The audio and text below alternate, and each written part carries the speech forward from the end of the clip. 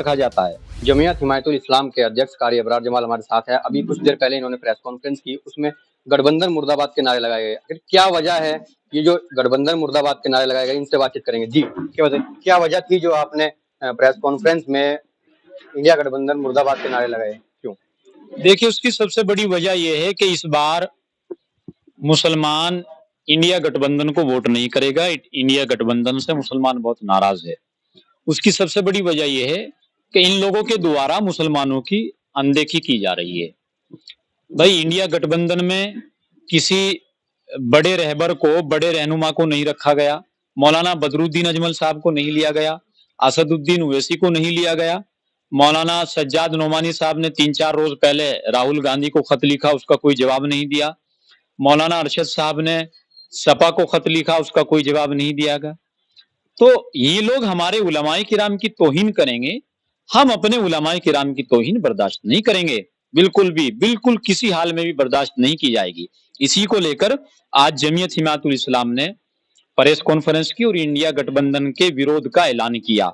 मौलाना मेराज कासमी साहब, मौलाना अदनान मिफ्ताही साहब, मौलाना कलीम साहब, तमाम लोग यहाँ जमा हुए और ये मैसेज पूरे देश में जाएगा। अधिकतर देखा जाता है कि अगर कोई मुस्लिम कैंडिडेट को टिकट मिलता है तो मुस्लिम समुदाय हमेशा उसी तरफ वोटिंग करने के लिए जाता है। तो उसी के लिए खास तौर पर अपील की गई कि मुसलमान इस बार धर्म के आधार पर वोट न करे। इसलिए वोट न करे कि कैंडिडेट मुसलमान है, इसलिए वोट न करे कि कैंडिडेट का नाम जो है अबरार है, इमरान है, अहमद है, अब्दुल्ला है। क्योंकि हम लोग काम करने के लिए, विकास करने के लिए अपना एक सियासी रहबर चुन रहे हैं। हम मुसल्ले इमामत के लिए इमाम नहीं चुन रहे हैं कि वो मुसलमान ही होना जरूरी है, वो हमारी बिरादरी का ही होना जरूरी है। वो किसी भी बिरादरी का हो सकता है, किसी भी मजहब का हो सकता है, सिख हो सकता है, ईसाई हो सकता है, हिंदू हो सकता है, कोई भी हो सकता है। अगर गठबंधन को वोट नहीं करेंगे तो किसको? किसी को भी कर सकते हैं। एक तरफा किसी को वोट ना करें, उसका बहुत बड़ा नुकसान इस देश में होता है। अब मान लीजिए आप सहारनपुर में खड़े हैं, सहारनपुर का मुसलमान अगर बीजेपी के खिलाफ एक तरफा वोट करता है और उसके बावजूद भी कामयाबी नहीं मिलती, बीजेपी फिर भी चुनाव जीत जाती है, उसके बाद अगर ये लोग बीजेपी के कैंडिडेट के पास जाते हैं काम के लिए, तो क्या तवक्को करेंगे ये लोग काम की? और जितने मुस्लिम बहुल्य क्षेत्र हैं, फिर वहां कोई इस तरह का मामला पेश आता है, फिर वहां उन लोगों को हकारत की नजर से देखा जाता है। भाई, आपको क्या एक कैंडिडेट मुसलमान है इसलिए उसको एक तरफा वोट कर देते हो? आप क्यों ऐसा करते हो? धर्म के आधार पर वोट नहीं होना चाहिए। भी आप बात कर रहे थे ओवैसी साहब की, ओवैसी को क्या कह रहे थे कि जो आप गठबंधन में शामिल नहीं किया गया?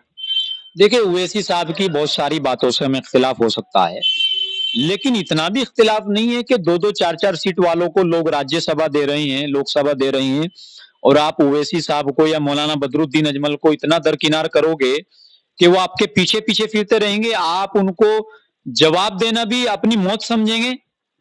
ये कैसे बर्दाश्त करेगा मुसलमान?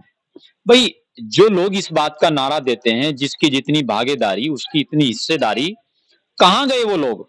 क्या मुसलमानों की इतनी भी हिस्सेदारी नहीं इस देश के अंदर कि वो मौलाना बदरुद्दीन अजमल जैसे लीडर को, असदुद्दीन ओवैसी जैसे लोगों को अपने गठबंधन में लेकर 2-2, 4-4 सीट दे दे? इतनी भी हिस्सेदारी नहीं।